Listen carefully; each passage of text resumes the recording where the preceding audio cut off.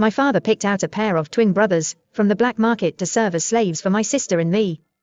My sister was the first to choose, picking the tall and fierce older brother, leaving me with the half-dead mute younger brother. Feeling sorry for him, I kept him by my side. Since he couldn't speak, I took him to doctors everywhere to seek a cure. Since he had a severe aversion to cleanliness, I kept my distance to respect his boundaries. I genuinely believed his behavior was the result of past trauma. He must have been hurt. Until one day, my father's enemies kidnapped my sister and me. Without a shred of hesitation, he abandoned me and chose to shield my sister from a bullet with his own body. You can finally see me. But to me, he said, In the next life, please don't choose me. He's not mute.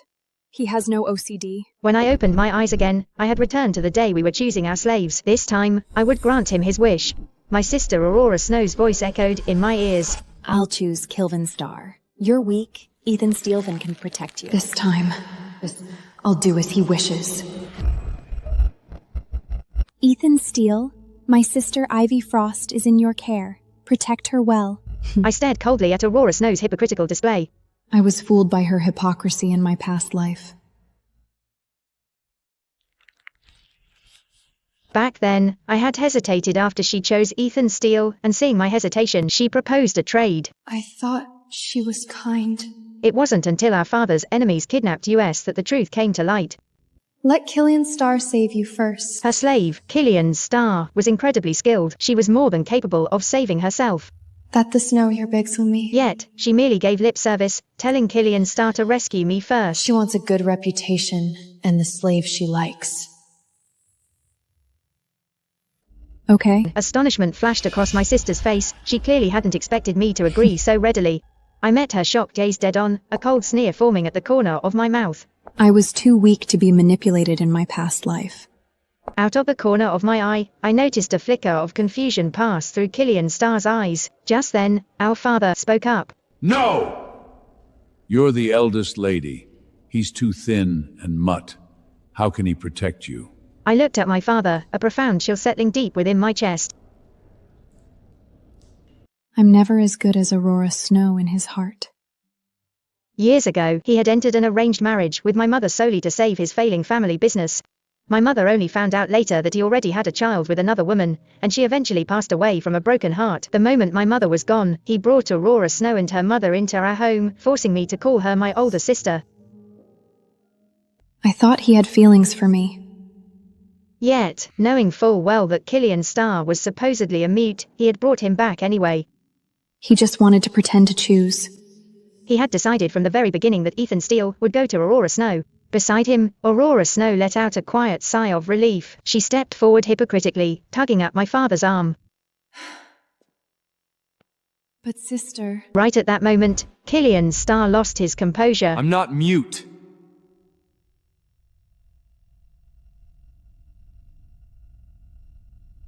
With those words, he executed a flawless combination of punches right then and there, each strike powerful and precise. I look thin, but I'm strong. I can protect the eldest lady. He never spoke to me for 5 years, but now he speaks for her. I'm good at fighting too. Let me stay with the eldest lady. My father began to waver.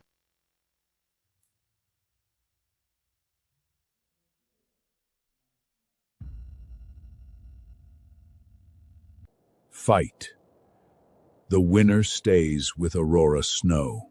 Upon hearing this, the two brothers immediately locked into a fierce brawl. Killian Starr fought ruthlessly, aiming every vicious blow at Ethan Steele's vital points, acting as if the man before him wasn't his twin brother, but a mortal enemy out for his life.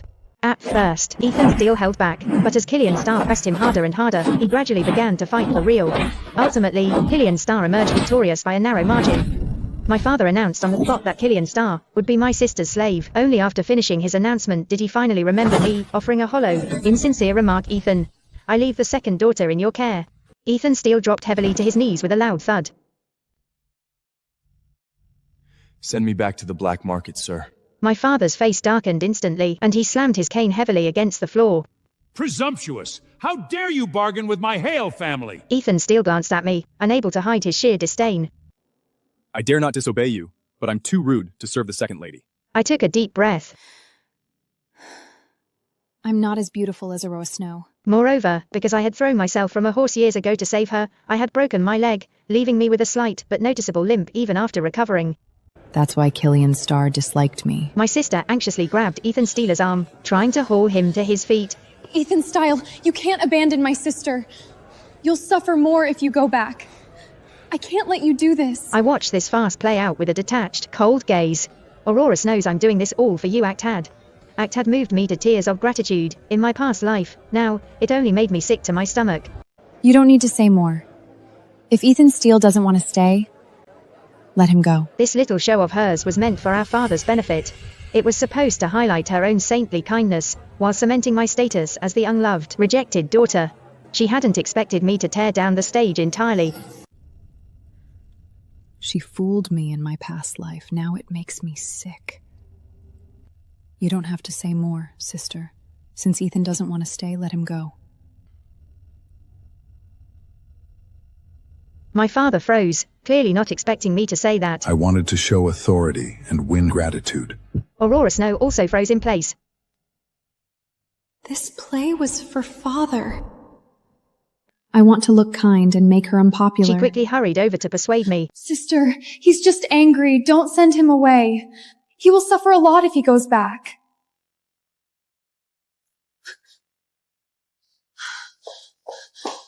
If you care so much, take both brother yourself. Aurora Snow's face instantly flushed a deep crimson. What are you talking about? She's thrilled inside. I love being praised for my taste. My father stepped forward. Ivy, do you really mean that? I sneered. Yes. I don't want either of them. The expressions on both brothers' faces stiffened. How dare she say that? I feel familiar, and I have a guess. My father put on a show of paternal worry. What about your safety? Let me join the company. The security team will protect me.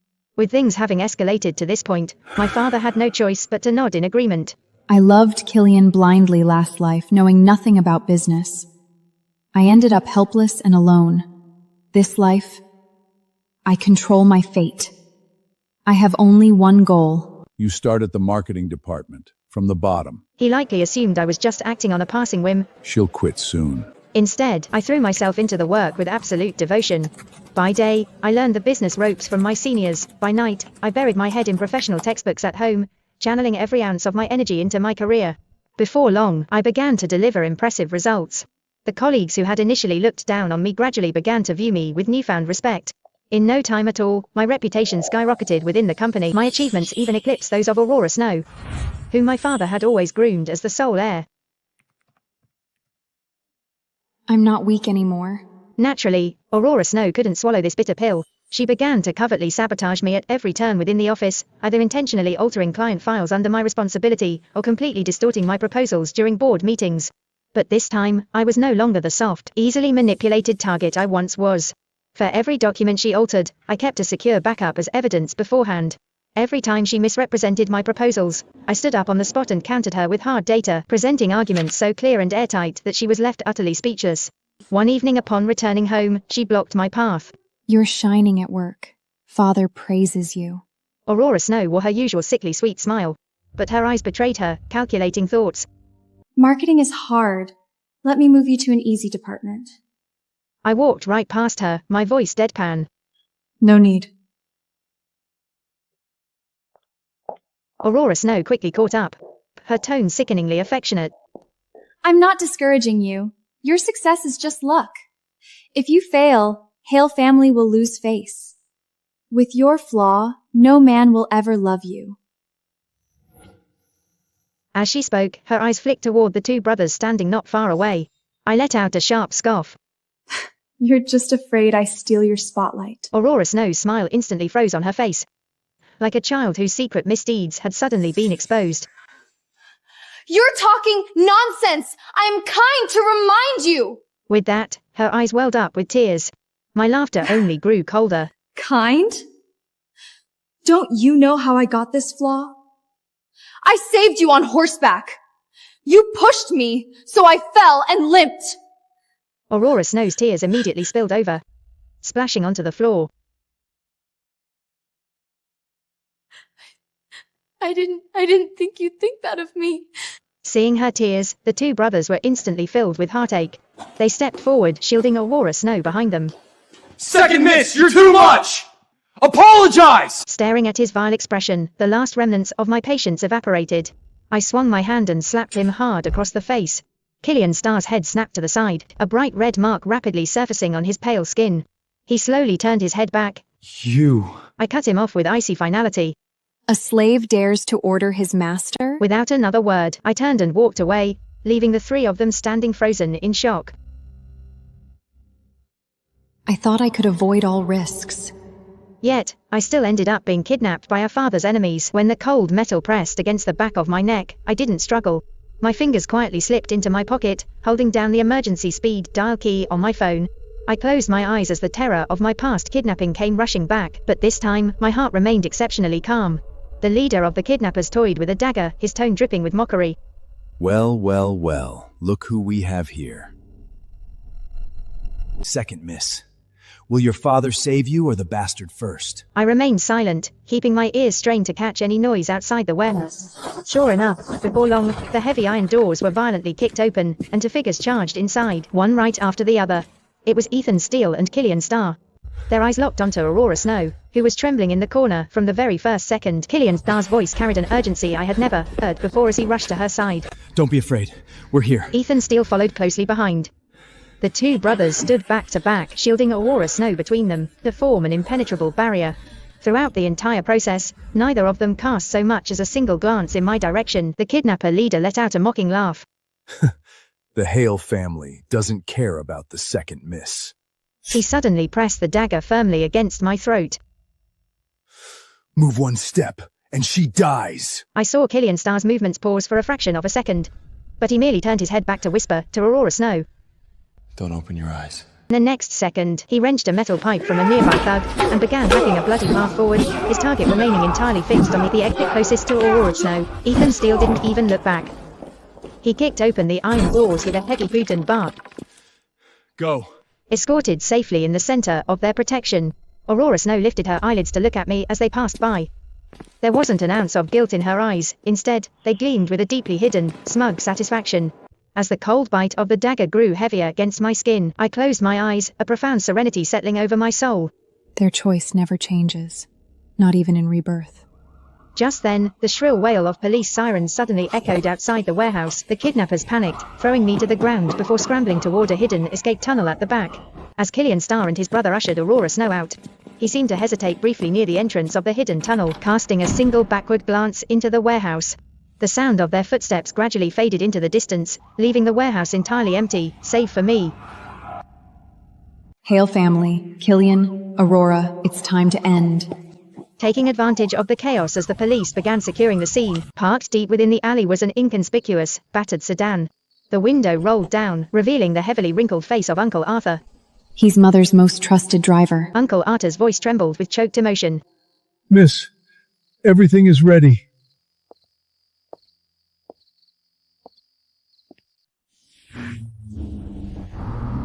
No more Ivy Frost. Only one who takes back Mother's legacy. The car traveled along the highway through the dead of night.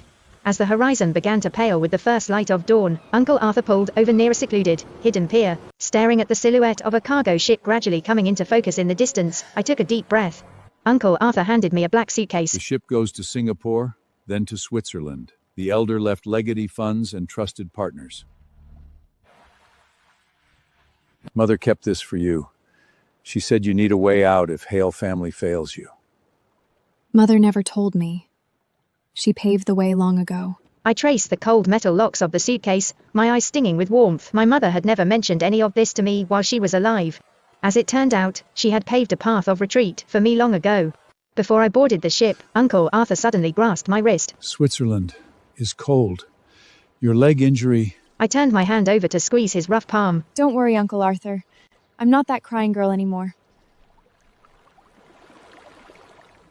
As the sheep's horn pierced through the morning mist, I cast one last look at Uncle Arthur's hunched figure standing on the pier, then turned and stepped onto the gangway. The moment the cargo ship entered international waters, my phone signal vanished completely.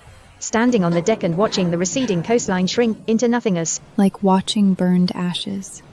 Tucked away at the very bottom of the suitcase was a faded, yellowed photograph.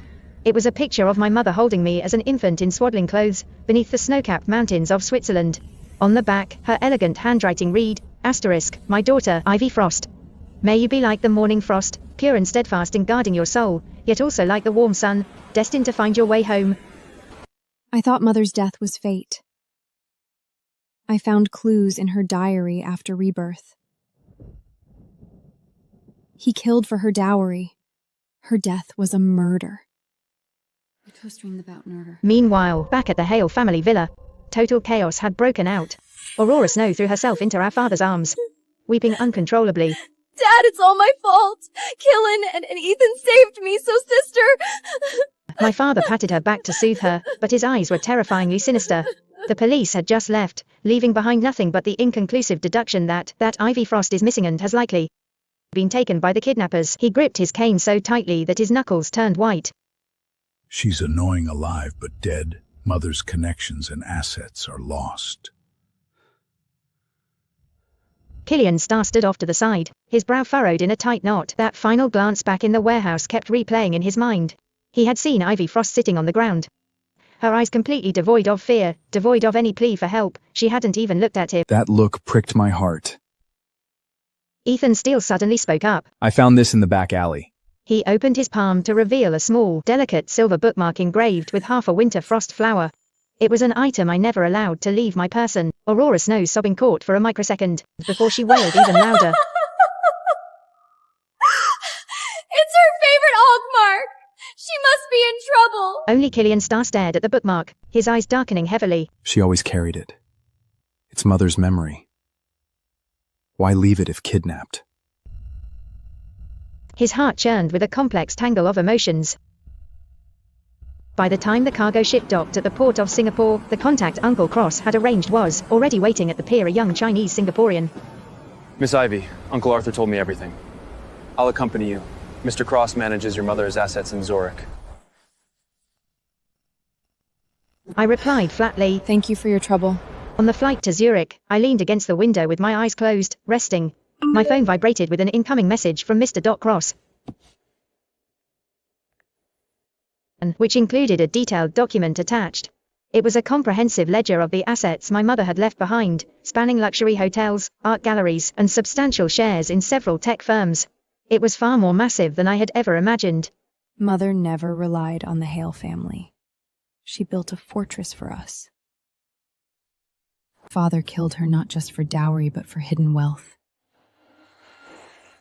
The moment the plane touched down at Zurich Airport, Mr. Cross came to receive me personally.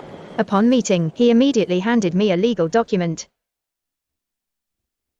Miss, this is the equity transfer your mother entrusted. Okay. She ordered all assets to you when you turn adult. I flipped open the document. My mother's signature was bold and powerful, and the date at the bottom was exactly 1 week before her death. My heart wrenched painfully. She knew her end long ago. Victor Hale tried to contact me many times. I blocked him. He sent men to Switzerland. We were prepared. I closed the file, my fingertips trembling slightly. Uncle Julian, what do you know about my mother's death? Mr. Cross fell silent for a long moment before pulling a photocopied autopsy report from his briefcase. I had a re-examination after the funeral. The report shows her medicine was laced with excessive sedatives. Long-term use causes organ failure. It looked like natural death. I thought she died of sorrow. It was a murder. Father's gentle face turns hideous. Uncle Julian, I take over all assets today. Find 2 men, Killian Starr and Ethan Steele. All details. Understood. I gazed out the window at the endless, pristine white snow of the Alps. This life, I make them pay, little by little. Inside the Hale family villa, Killian Starr stood just outside the study door, listening to our father's furious roaring echoing from within. Useless! You can't even keep a person! If Ivy is dead, what about her mother's assets? Dad, don't be angry. We tried our best. She might just run away. She'll come back. Come back? If she dares, I'll silence her forever. Killian Starr clenched his fist so hard that his fingernails dug deep into his palms. He recalled the chillingly serene-looking Ivy Frost's eyes back in the warehouse, and the bookmark left behind in the alleyway. The knot of unease in his chest tightened violently. Just then, Ethan Steele walked over from the courtyard. I found something. The two walked over to a secluded corner of the garden where Ethan Steele handed him a file. Our parents were killed by Victor Hale's enemies. He adopted us to be his dead soldiers. Killian Starr's pupils contracted sharply. What did you say? He knew our identity. He bound us to the sisters, to make us fight and die for the Hale family. The kidnapping was not an accident. He leaked the news to test our loyalty.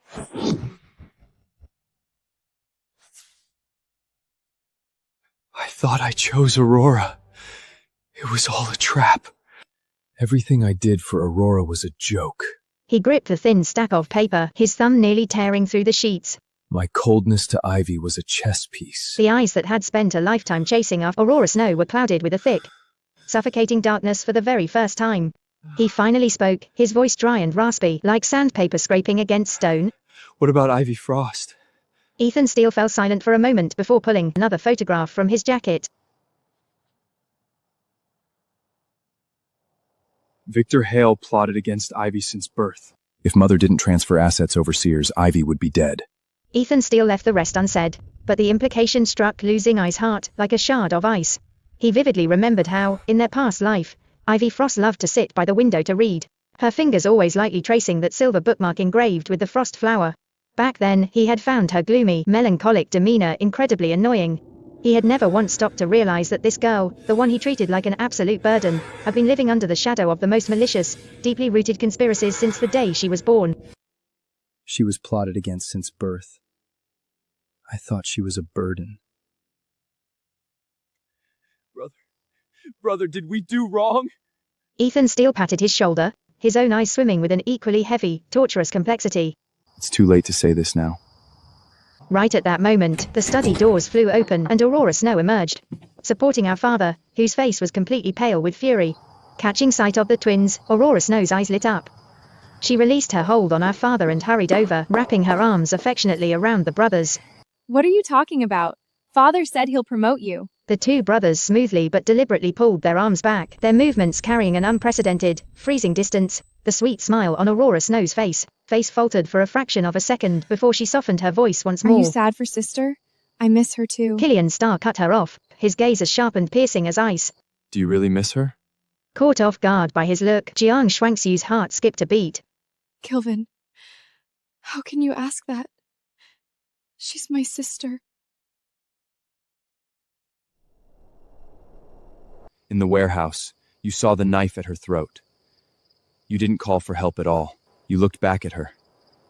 I saw your pride. Aurora Snow's face instantly drained of all color. Her eyes darting instinctively toward our father, my father stepped forward, slamming his cane hard against the ground. Presumptuous! Killian, how dare you question the eldest lady? Killian Starr ignored him completely, keeping his eyes locked onto Aurora Snow. I didn't! How could you think that? Killian Starr pressed on relentlessly, ignoring her tears entirely. She fell off the horse to save you. You said it was an accident. But I found you pushed her. You feared she would outshine you. Her lips quivering as she found herself entirely stripped of words. Seeing this, my father roared in fury. Killian! You're a slave! How dare you talk nonsense! Believe it or not, I'll ruin you now! Killian Starr slowly turned his gaze toward my father, his eyes swimming with unbridled mockery. Ruin me?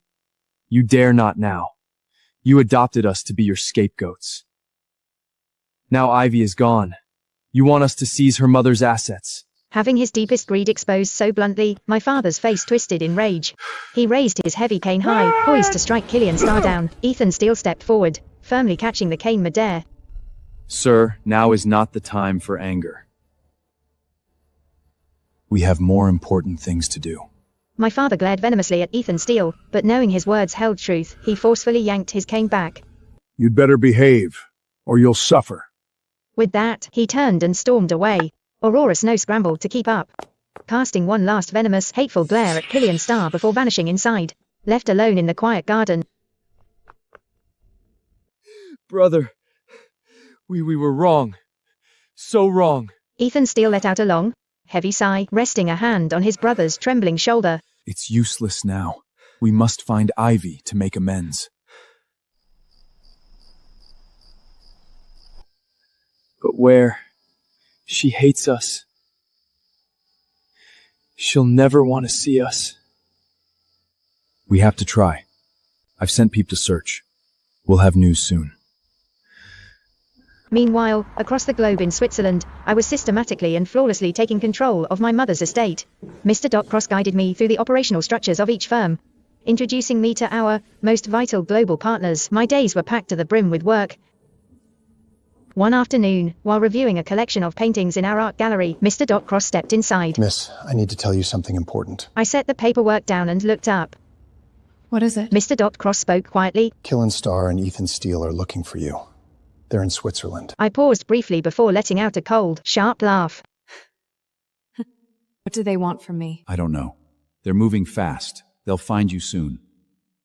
Miss, should you hide for now? No. I have nothing to fear. If they come, they'll learn I'm not the weak girl anymore. Mr. Doc Cross offered a worried reminder. But they're skilled fighters. It could be dangerous. A smooth, confident smile graced my lips. Don't worry, Uncle, Julia. I'm not helpless anymore. I've learned self-defense. We have our men here. They can't hurt me. Seeing my absolute resolve, Mr. Doc Cross refrained from pushing further. All right. I'll strengthen security. A mere few days later, Killian Starr and Ethan Steele successfully traced my steps to the art gallery. Ivy Frost? Killian Starr's voice sounded far more raspy and broken than I remembered. I turned around slowly to find the twin brothers standing one after the other. We've been looking for you for so long. My tone remained entirely flat. Oh. Killian Starr's face drained of color. He instinctively took a step toward me, but was instantly blocked by a wall of security guards. The guards stationed inside the gallery were elite veterans handpicked by Uncle Cross. They moved seamlessly, forming a protective crescent around me. I know I was wrong. I was blind. Aurora fooled me. Past life? You know more about it than I do. Unfortunately, I have a bad memory. I only remember you pretended to be mute and clean for 5 years. You ignored me. Then you risked your life for another woman. Killian Starr's lips trembled violently, the crimson veins in his eyes spreading like a fractured spiderweb. I didn't know. She was pretending that we were raised as killers. I took 2 steps forward, staring directly into his eyes. The very eyes that had once held absolutely nothing but Aurora Snow's reflection were now filled with a desperate, suffocating remorse that meant absolutely nothing to me. So what? Would you stand by me instead of her? Killian Starr's throat bobbed heavily, but he could not summon a single word. Standing behind him, Ethan Steele finally spoke up. Miss, we owe you much. We come not only to say sorry. This has proof Victor Hale murdered your mother, and records of him stealing her assets. I signaled a guard to take the disc, tapping my fingers lightly against the cool metal casing. Perfect timing. You fear I'll take revenge on you? Killian Starr snapped his head up, his bloodshot eyes wild with desperation. No! No! We investigated to help you! I let out a soft, amused laugh. Killian, have you forgotten your last words? Next life, don't choose me. His face lost every single remnant of color, his fists clenching so hard his knuckles looked ready to snap. I didn't mean... You only had eyes for Aurora. I was a burden. My icy gaze sweeping across both of them. You think I'll soften like my past life? I tossed the U-disc at my assistant standing behind me. I'd get these proofs sooner or later.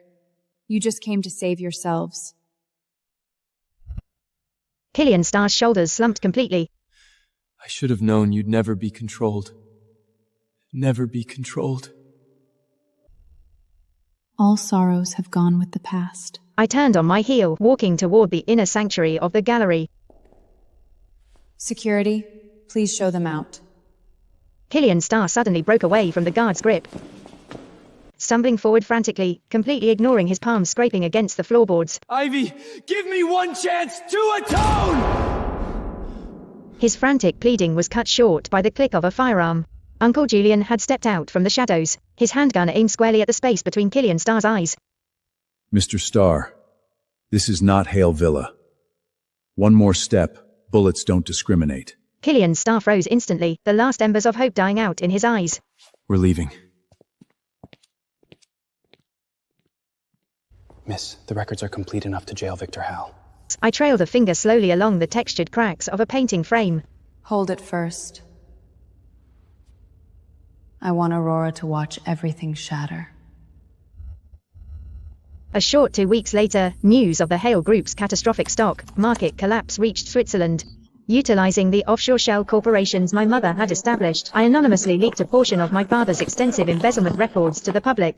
The foul scandals he had spent a lifetime suppressing burst forth like a raging flood. Banks immediately froze his credit lines, corporate partners terminated their contracts, and frantic reporters surrounded the Hale Villa day and night. Mr. Doc Cross handed me the latest intelligence report.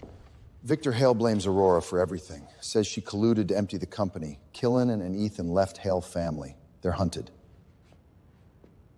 I flipped through the pages, my fingers coming to a sudden halt on a specific leaf. It was the legal deed for a cutting-edge biotechnology firm registered under my mother's name. In our past life, my father had exhausted every single resource trying to seize this firm, yet he had failed to uncover the encryption keys to its core patents. I closed the file firmly. Time for him to lose all. 3 days later, the Hale Group officially declared total bankruptcy, while my father was being led away in handcuffs by federal investigators right in the middle of an emergency shareholders meeting. Aurora Snow was intercepted at the international airport, attempting to flee the country with a suitcase packed with stolen corporate funds. The man blocking her path was none other than Killian Starr. You let me down! Killian Starr merely threw a DNA report directly at her face. You're not his daughter. You're an enemy spy. We're all pawns. You're just greedier. Aurora Snow was never my father's biological illegitimate daughter. She was a plant, a pawn placed within the Jiang family by his fiercest rival from the very beginning. Ultimately, Aurora Snow was extradited under severe charges of grand commercial fraud.